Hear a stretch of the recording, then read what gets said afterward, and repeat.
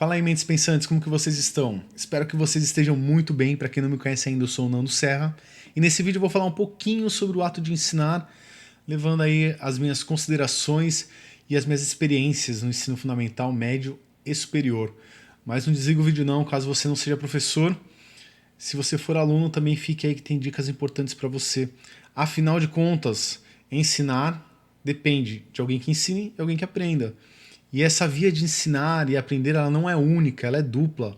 Então, para você entender um pouquinho mais, fique até o final. Antes de iniciarmos o tema principal, já peço que você se inscreva no canal caso você não esteja inscrito.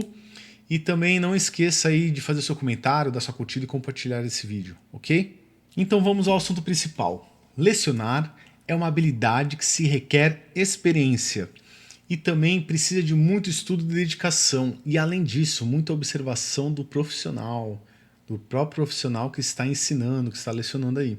Por quê? É a partir da observação que se faz uma autoavaliação e isso é de extrema importância para identificar pontos fracos ou falhas que podem ser melhoradas aí com o processo de ensino-aprendizagem. E como eu falei, ensinar e aprender é uma via de mão dupla. Não só o professor ensina, mas ele aprende também, porque o estudante que está ali, a pessoa que está aprendendo, ela traz consigo também conhecimentos que muitas vezes não fazem parte da cultura do professor.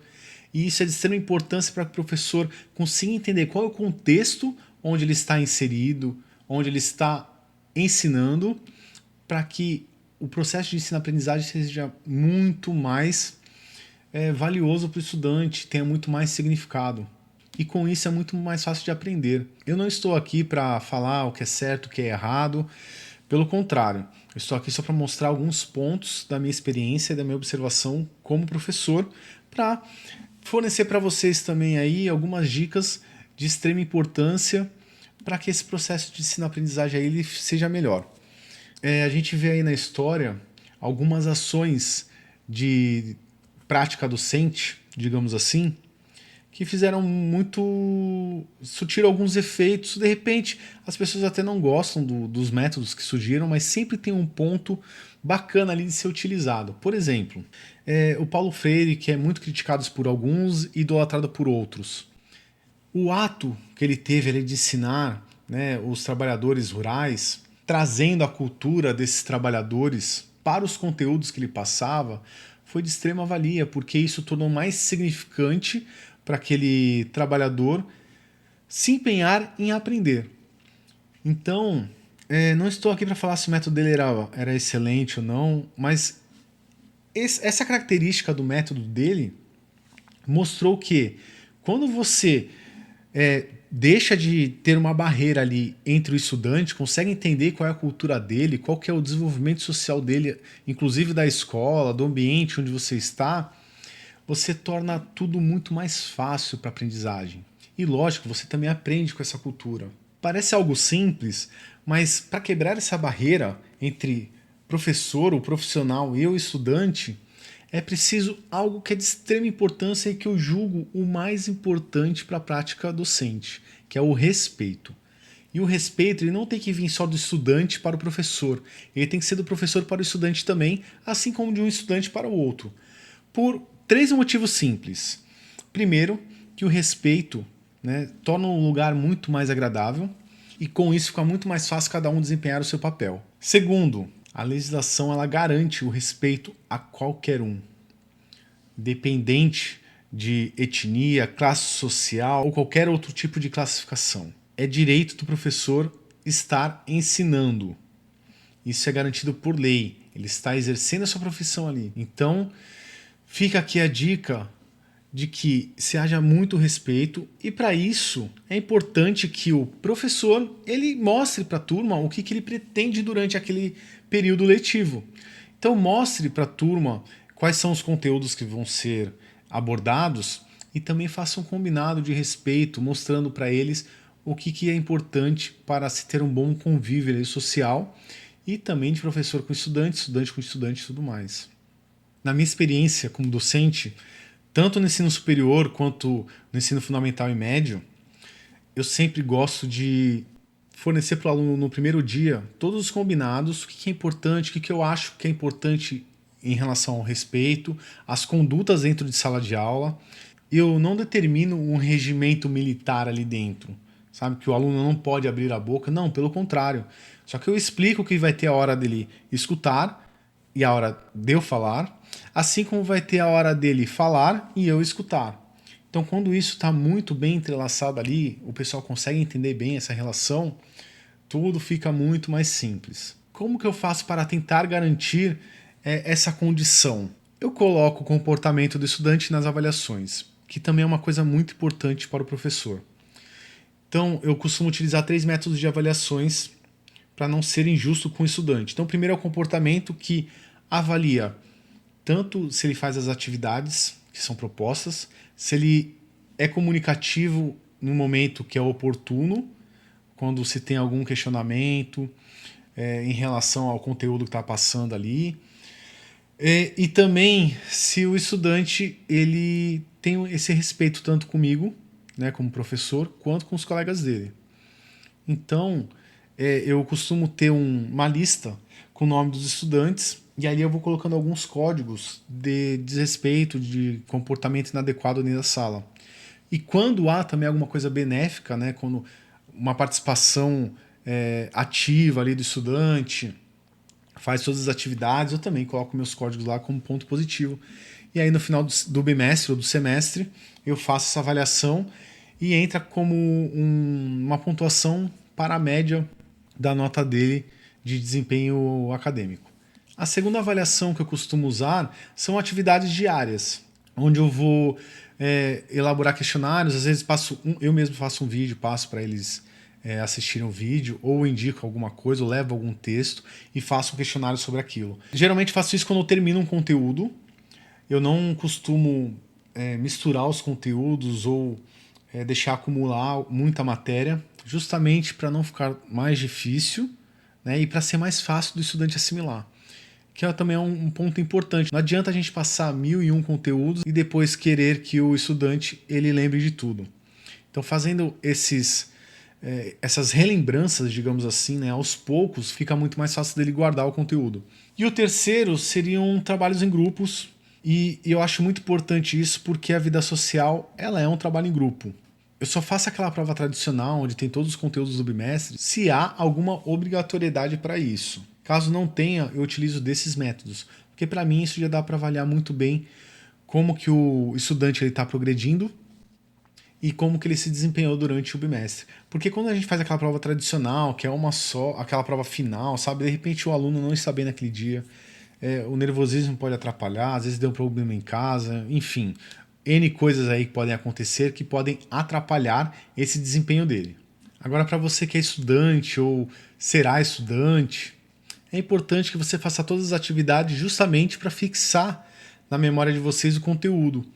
Como eu falei, é importante o professor fazer essa avaliação para ver se o estudante está tendo bom rendimento ou melhorando o desempenho dele ou de repente até piorando. Ou seja, isso é bom para o professor quanto para o estudante. E outra coisa dessas atividades diárias, né, que eu falo, isso acaba de certa forma expondo o aluno ao estudo. Então isso é de extrema importância para a fixação e também para deixar o cérebro dele ali ativado e sempre tendo algum motivo para estudar. Olha, e tem outra coisa que eu estava esquecendo e não posso esquecer de jeito nenhum. É importante que o professor ele consiga aos poucos ir inserindo aí o conhecimento científico, a busca pelo conhecimento científico no ato dele ensinar. Lógico, lembrando sempre daquelas condições da questão sociocultural e tudo mais que eu já falei aqui. Porque isso, além de fazer com que ele se torne um cidadão mais consciente, vai ser muito mais fácil para ele discutir e entender as coisas que acontecem no mundo. Afinal de contas, a sociedade ela evoluiu graças à ciência. Na verdade, graças a várias coisas, né? Mas a ciência ela tem um papel chave para o desenvolvimento social. E por que eu estou falando isso? A gente tem aí como exemplo a crise epidemiológica que tivemos no final de 2019 até alguns anos seguintes, que foi devastada por uma segunda pandemia, eu acho que posso dizer assim, que foi das fake news. E isso, de certa forma, atrapalhou muitas coisas. Vimos aí agressões a profissionais de saúde, entre outras coisas nocivas para a sociedade. Então, desde a educação básica, ensino fundamental, ensino médio, vai inserindo esse tipo de conhecimento, a importância dele, ou com textos fáceis, ou com resumos de textos científicos. Tem várias formas de colocar esse conhecimento com vídeos de pessoas que realmente são cientistas e levam a sério o estudo. Porque dessa forma também vai ser muito mais fácil o aluno questionar e questionar de forma consciente, e pode ser até que alguns professores achem ruim isso, mas o fato do estudante questionar é muito bom, desde que esse questionamento ele seja um questionamento válido, né? E não aquele questionamento de rebeldia, mas sim aquele questionamento de uma pessoa que quer de fato aprender. E professor, não se sinta desafiado por isso. Não se sinta de forma nenhuma, mesmo porque o professor não tem obrigação de saber tudo, mas também tem que ter a humildade de reconhecer que não sabe e ir atrás do conhecimento. Por isso que eu falei que o ensino-aprendizagem é mão dupla, porque tem essa relação mesmo. E isso é normal. Para não me estender muito nesse vídeo, eu vou dar 2 exemplos bem rapidinho aí sobre como o professor pode estar envolvendo o conteúdo que ele tem que ensinar na questão sociocultural e também na questão científica. Eu vou falar da educação física porque é minha realidade, mas isso serve para qualquer disciplina.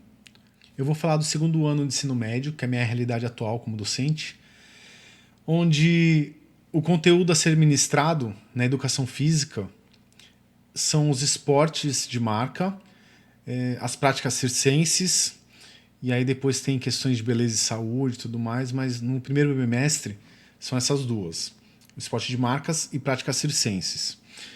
Então vamos lá.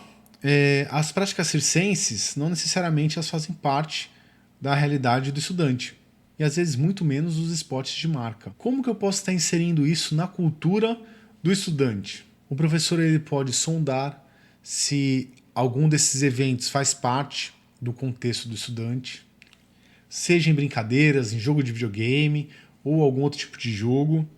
Vamos pegar aí a arte circense, que às vezes pode ser algo que pareça ser utópico. E o que a gente tem na prática circense que com certeza vai de alguma forma fazer parte da realidade do estudante? O equilíbrio.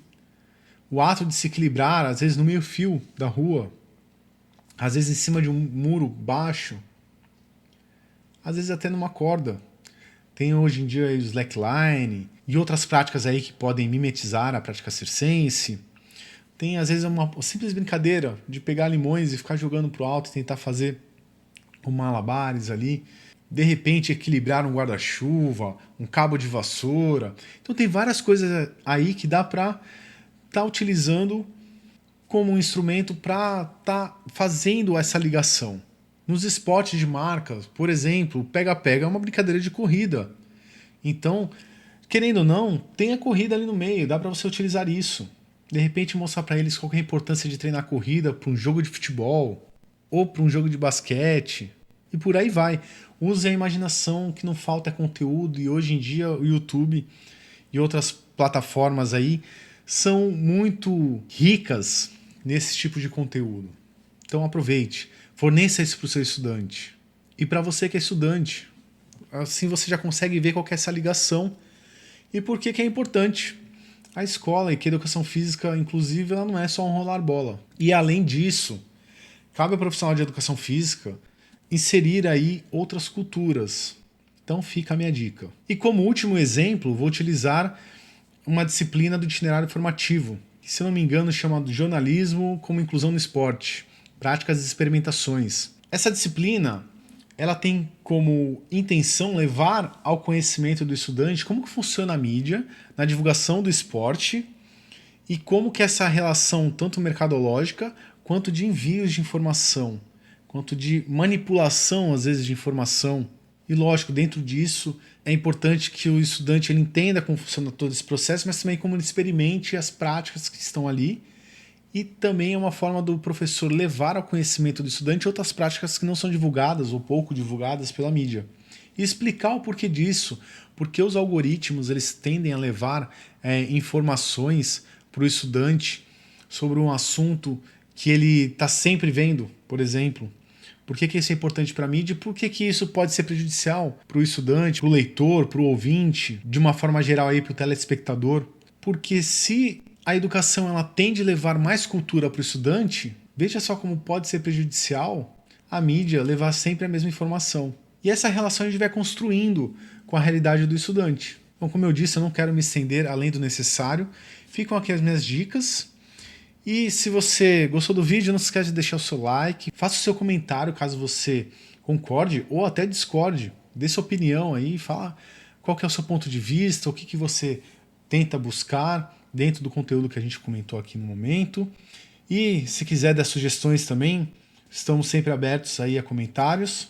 Não se esquece de deixar o seu like e até o próximo vídeo.